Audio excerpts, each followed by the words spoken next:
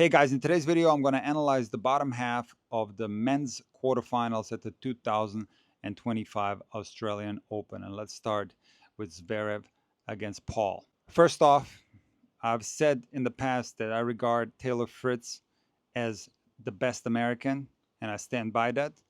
But the American player that I like watching the most is Tommy Paul. He is one of the best athletes on tour. He's one of the fastest guys on tour. He is one of the best defenders on tour. But it's not only that, he can also play very aggressive. And I like Tommy Paul's approach to the game. And I'm going to get to that a little bit later. But let me first talk about the match against Zverev. And Tommy Paul put himself in a position to win this match. He was serving for the first set. He was serving for the second set, but unfortunately, he didn't do well in the tie breaks. He lost the first set tiebreak 7-1. He lost the second set tiebreak 7-0. He was making too many unforced errors in the most crucial moments of the first two sets, and Zverev was rock solid in this match when it mattered the most. Now, Tommy Paul came out in the third set on fire and won it very comfortably, but then the momentum flipped again and Zverev started playing extremely well and went ahead 5-0 in the fourth set. And it is here where I gained so much respect for Tommy Paul. Zverev had match point up 5-0, and the way Tommy Paul fought to save that match point at 5-0 is a great example of how you should approach tennis matches and how you should fight until the very end. And Tommy Paul was able to miraculously save this match point down love 5 in the fourth with some incredible defense. And he ended up holding serve, and he put himself in a position where he had a look at a break. He took Zverev to deuce in that 5-1 game. So great effort from Tommy Paul to make it into the quarterfinals. As Zverev said in his press conference, he got lucky on those two first sets because Tommy Paul was the better player. And it came down to Tommy Paul not being able to win the crucial points. But nevertheless, Tommy Paul is part of a super exciting group of American players that can do a lot of damage and go very deep in the most important tournaments. I picked Zverev to make it to the bottom half of the draw and make the final prior to the tournament starting based on Zverev's improvements in his game. His serve has gotten so much better. He's playing more aggressive from the baseline. He's moving well and his confidence is up. He's going deep in the most important tournaments. He had a great look to win his first Grand Slam at the French Open. It is my belief that if Zverev continues to put himself in these positions, he has a chance to win his first Grand Slam tournament. But here's the thing. Would I have selected Zverev to make the final with the information that I have now that we are deep in the tournament? Probably not. Now, I'm not going to change my selection. I'll stick with it and I'll say Zverev will make the final. But Novak Djokovic has surprised me with his level at this tournament. He has possibly one of the most difficult Grand Slam draws that he's had in a long, long time. He had to go through Mahaj, Lehechka, Alcaraz, Zverev, and then possibly Sinner in the final. That's number 3, number 2, and number 1 in the world. And when I looked at the draw, I honestly did not think that this was possible based on the amount of matches that Djokovic has played in 2024, which was not that many. He skipped the indoor season, and based on his performances at the tournament in Brisbane where he lost to Opelka. But I got to tell you, I am shocked with Novak's level. In my opinion, the way Novak played in set 3 and 4 against Alcaraz is his top level. I don't see any decline in Novak's physical abilities. And John McEnroe, who was commentating the match for ESPN, said the same thing. You cannot see the discrepancy in age when you watch a rally between Djokovic and Alcaraz. Alcaraz is 21, Djokovic is 37, but Djokovic is moving out there like a 21-year-old. I'm going to go back to a video that I made last year during the Shanghai tournament, and a lot of you guys were commenting the clown emoji because I had said jokingly that Novak Djokovic is the future of tennis. And what I meant with this provocative title was the fact that based on his match against Fritz in Shanghai, it was my belief that Novak Djokovic is going to be capable of challenging Alcaraz and Sinner for big titles in 2025 and maybe even past that. And at that moment in time, Djokovic had lost unexpectedly to Popyrin at the US Open very early. And a lot of commenters were ridiculing my statements about Djokovic. We have lost the two most popular tennis players in the history of tennis, Federer and Nadal. And I've received messages where people told me that they were crying when they heard the news.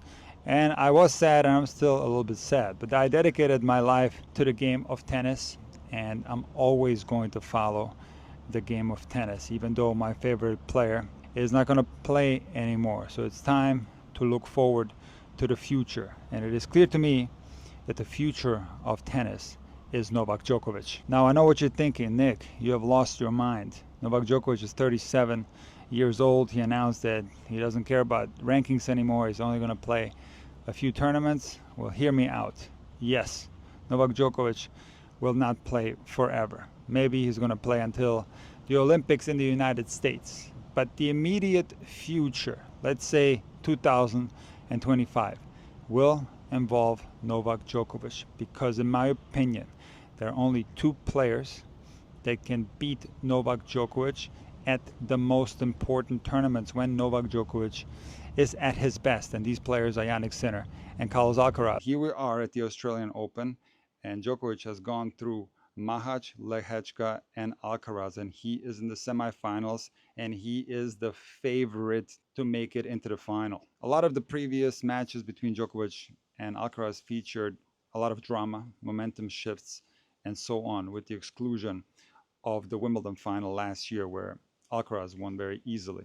And as I said in the video yesterday, I was worried about Alcaraz's drop in second serve points won in the match against Draper. So let me read you the numbers and you'll understand why I was worried about that statistic. So in the first round, Carlos Alcaraz won 66.7% of second serve points. In the second round, 70.8. In the third round, 57.1. So it dropped significantly between the second and third round. But in the match against Draper, Carlos Alcaraz's second serve points won percentage dropped to 36.8%. And he also threw in 5 double faults. In the match against Djokovic, this percentage dropped even lower to 33%. Now, I've talked about the Carlos Alcaraz serve a lot this year, and it has gotten a lot better. He is serving well on his first serve. Even in the match against Djokovic, he had 10 aces, and the percentage of first serves is high. But the drop-off on the second serve is very concerning. Carlos Alcaraz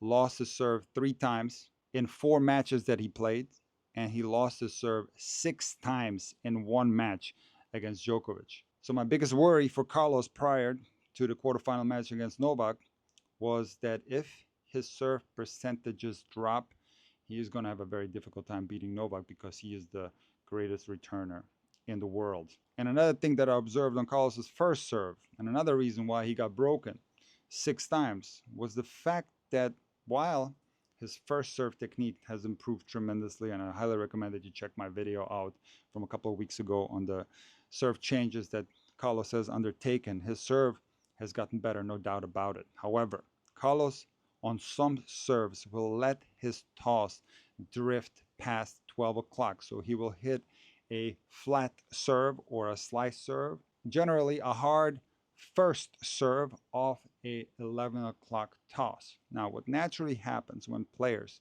make contact on a flat or a slice serve at 11 o'clock is that the body has to bend, because contact on those serves needs to be established to the right side of the head if we're talking about a right-handed players. So because of this severe body bend at the moment of contact, when players land in the court, they lose their balance for a split second. Now, that's generally not a problem for a player like Ben Shelton, who serves unbelievably fast, is also a lefty. He does also throw the ball over to his right towards 1 o'clock, and he hits absolute flat bombs from that toss location. And he also has a tendency to lose his balance a little bit, not quite to the extent that Alcaraz does. So when I teach players at the recreational levels, my guidelines for the toss regarding a flat and a slice serve is to keep it between 12 and 1 o'clock. Because number one, you're going to get a more comfortable body position at the moment of contact.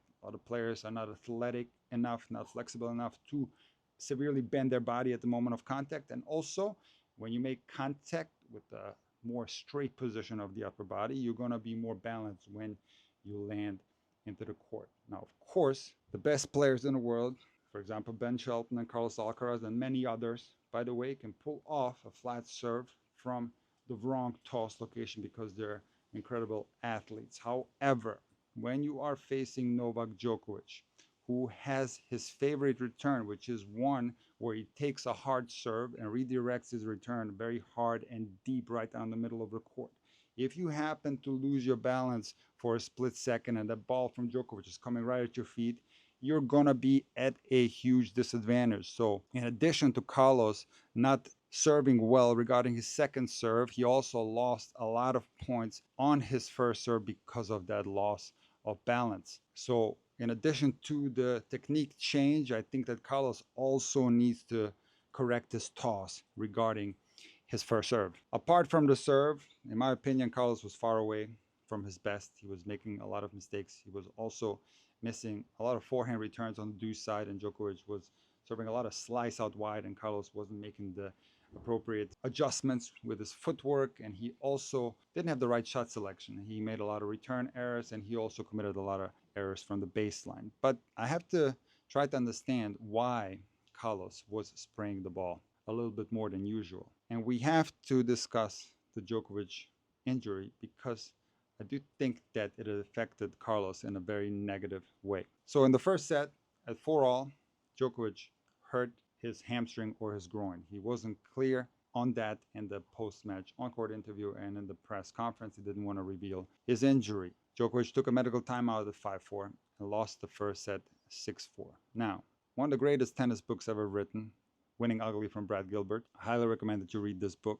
And Brad talks about the fact that you shouldn't take your foot off the gas when your opponent is injured. And why is that the case? Because first of all, the opponent could be faking an injury.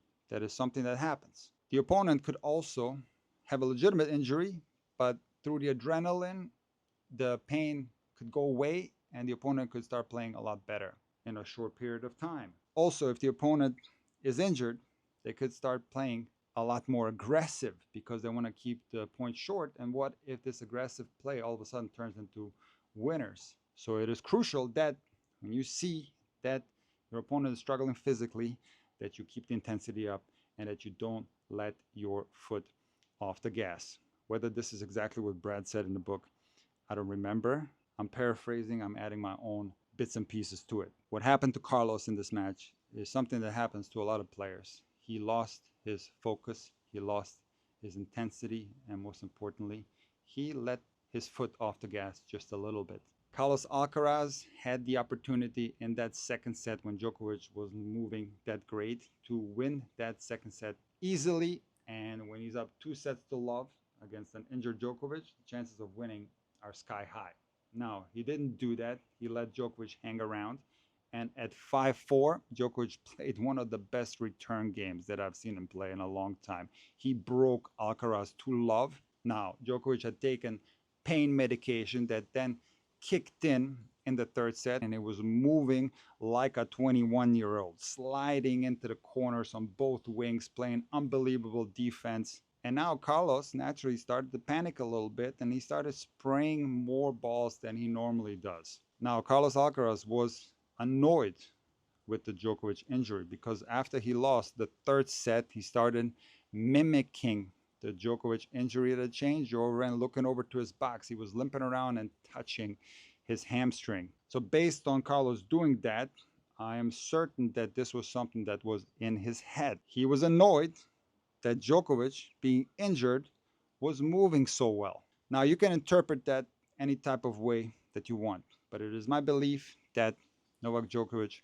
was legitimately injured. If you go on social media, there are a lot of comments saying that Novak Djokovic fakes injuries. They were saying that last year during the French Open when Novak Djokovic had knee surgery afterwards, and they're saying that now. And while that's certainly something that some players do, I'm sure, I am not going to accuse Novak Djokovic of faking injuries because I do believe that Novak Djokovic is someone who recovers really well. Many times I've seen Djokovic be completely out of it physically. You can see it in his face when it's hot outside. He's red. He looks completely exhausted. And then somehow Djokovic manages to find his top level. I've seen it many times against the best players at the most important stages. And I've also seen Djokovic play with injuries and manage to find his best level. Now, I'm going to tell you that all tennis players play with pain. And of course, acute injuries sometimes will force a player to retire a match. But there's been many instances where players, even with an acute injury, were able to continue to play and continue to run into the corners. For example, Andy Murray in last year's Miami Open against Mahac, he tore ligaments in his foot and he was still running and put himself in a position to win that match. He lost at 7-6 in the third. So being able to play through pain, through adrenaline, it's something that's 100% real. And accusing Novak Djokovic of faking injuries is not fair because remember in the French Open, he took an injury timeout when he was up in the match. And even here against Alcaraz, he took the injury timeout at 5-4 in the first set. So what would be the point of psyching your opponent out in the first set out of a best of 5 match? It doesn't make any sense. So it is my belief that this injury that Novak has is a legitimate one. He probably did something to his groin or his hamstring. And I know from personal experience that when you pull something, you are still able to play on it. And sometimes the pain lessens quite a bit where you can play your normal level and you can run into the corners just fine. And I listened to the Novak Djokovic press conference after the match and he confirmed that. He said that the pain was present for the rest of the match, but it lessened a lot after the pain medication kicked in and he got another dose in the fourth set. Now, the concerning thing for Novak is how he will be able to recover for the Zverev match, because I do think this is going to be a tough test for Novak. Zverev is playing extremely well. But the good thing for Novak is that he has an extra day of rest and hopefully he can get his body ready for that match because he's going to have to continue to play well to make it to the final. But back to Alcaraz, I listened to his press conference as well, and he admitted that the injury timeout affected him.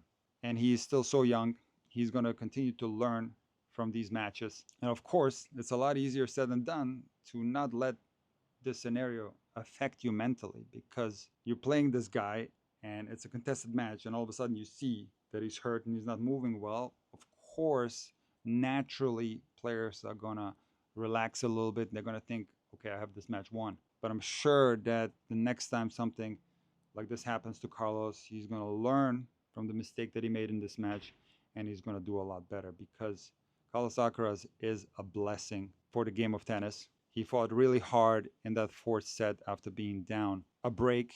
Djokovic had break point to make it 5-2.